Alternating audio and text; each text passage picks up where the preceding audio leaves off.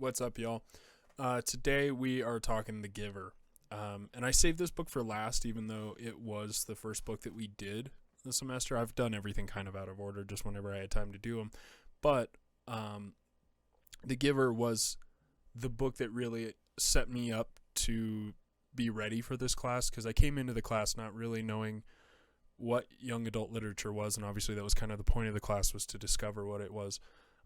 But yeah, I came in not knowing what it was, whether or not I would like it, and being greeted with a familiar book like The Giver really put me in the right headspace to be in the class and kind of open myself to exploring the other titles that we would read, and then going straight from that into reading The Outsiders, another book that I knew I liked and got to re-experience.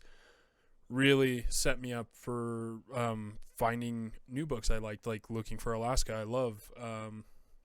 Feed was great, and all the other books. They all have something to say, something important to say, except for Perks of Being a Wallflower. That book sucked. They all have a message, and I think what I've discovered about young adult literature through this class is that young adult literature doesn't stop when you stop being a young adult. Young adult literature is it's that time frame where you will appreciate and be able to understand the book. So like The Giver has a lot of complex concepts in it that somebody who is like in 5th grade might not be able to completely understand. But when you get into, middle school and that high school range, all of a sudden you have the brain power to really think about the concepts in the book. And I think that continues all the way through till whenever you stop enjoying them. Really, I don't think there's an age limit on young adult literature. It's just that that's the age that it's set to where you'll be able to understand the concepts. So going into the concepts of The Giver, I love this book. I can't say it enough. I really love The Giver. It really shows the importance, and this is why I love this book as a history major. It shows the importance of learning about the history of the world and what we can lose in our society when that's gone. And even they in their commune knew the importance of knowing that history, so that they didn't repeat some of the awful things that happened. They do end up doing that anyway, but having the giver give to the receiver that history of the world, and watching Jonas kind of almost awaken a morality. So like tying the history of the world to the morality around him, of like what's going on around him, like when he sees the footage of his father killing the smaller of the twins,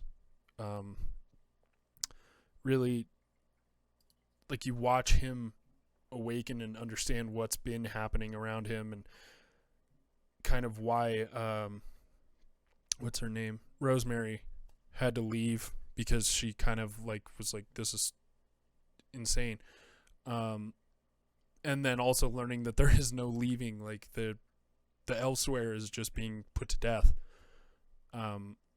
It's easy to see his like quick unraveling of his world and his family unit and everything around him. And then when he's given color, it's like, and I have this here, when he understands that there's color in the world,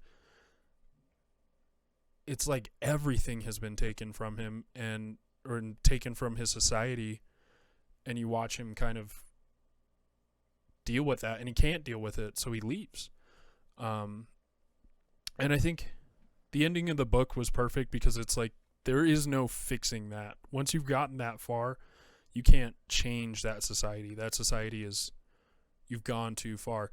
And that's something I think The Giver did really well. Was it was not like 1984, where it was like, if this happens, you have to fight back, and it was like, don't let this happen because it's awful, be glad that things are not this way. But once society gets to that point, there's really nothing you can do about it except to remove yourself from society. So what goes on after the book, it was only speculated on. I know in her sequels, there's like some talk that Jonas is alive, but yeah, it's only speculation after. But I think the ending was really good. I think the whole book was really good. And it shows the importance of remembering who we are as human beings, and the good and the bad, what we've done, what we can do, what we're capable of, and again, capable of in good and bad ways.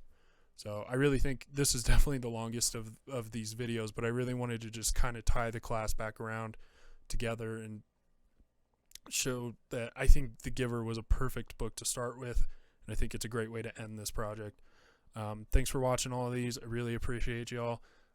Look forward to hearing your feedback, and I've thoroughly enjoyed this class and taken it with y'all. So thanks. Bye.